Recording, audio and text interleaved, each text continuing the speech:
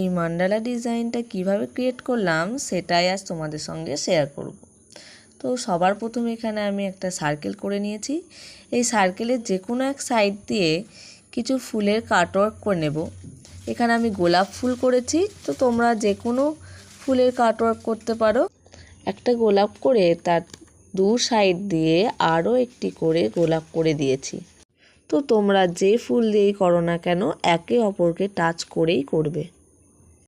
তো এরপর এই কাটওয়ার্কটা কমপ্লিট করার পর আমি পুরো কাটওয়ার্কটাকে বর্ডার দিয়ে দিচ্ছি এবং এই সার্কেলের ভিতরে আমি কিছু বক্স করে নিচ্ছি এবং এই বক্সের মধ্যে আমি গ্রিপ টাইপের কিছু ডিজাইন অ্যাড করছি।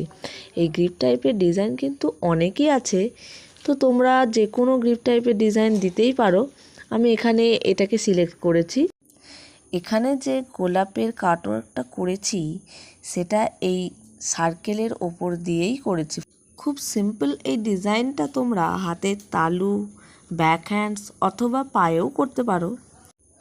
অনেকেই আছো এই সিম্পল ডিজাইনগুলো পছন্দ করো, তো তাদের জন্য এই ভিডিওটা।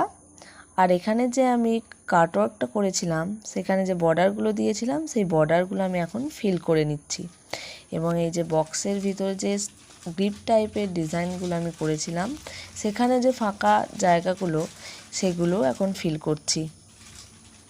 তো ফিল করে নেওয়ার পর আমি এই সার্কেলের সাইড দিয়ে কিছু পাতা স্টাইলের ডিজাইন করে নেব। তোমরা যে কোনো ডিজাইন এখানে অ্যাড করতে পারো। আমার পাতাটাই ভালো লাগলো, তাই জন্য আমি এখানে পাতাটাই অ্যাড করব। তো এই যে আমি এখানে পাতাগুলো অ্যাড করে দিচ্ছি। তো যদি এই ভিডিওটা তোমাদের ভালো লেগে থাকে অবশ্যই একটা কমেন্ট করে জানিও। আর থ্যাংক ইউ আমার এই ভিডিওটা এতক্ষণ ধরে দেখার জন্য।